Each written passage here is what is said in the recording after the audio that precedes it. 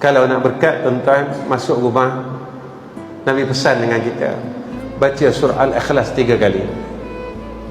Siapa yang membaca surah Al-Ikhlas 3 kali saat dia nak masuk rumah, Nabi kata isi rumah tersebut berkat. Dan keberkatan itu Nabi kata melimpah sehingga orang yang berada di sekeliling.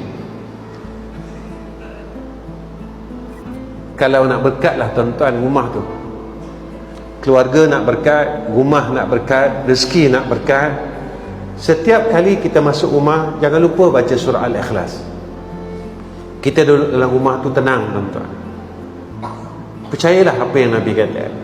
Alhamdulillah, tuan-tuan, bertahun saya amalkan surah Al-Ikhlas ini nak masuk rumah. Alhamdulillah, saya syukur dengan Allah, Allah berikan saya ketenangan dalam hidup. Sampai adik-adik saya tanya saya, abang ni tak pernah nampak sedih. Saya senyum aja, tuan-tuan. Senyum aja dalam hidup saya. Kalau orang tahu, tuan-tuan, sekolah saya memerlukan sebulan RM50,000. Saya tak berniaga, tuan-tuan. Saya tak ada buat kutipan di masjid-masjid.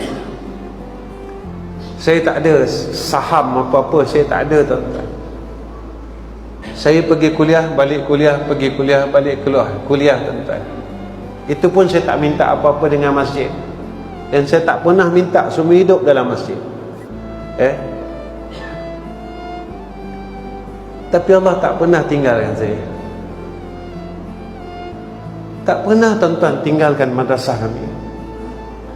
RM50,000 sebulan itu saya tak tahu daripada mana datangnya.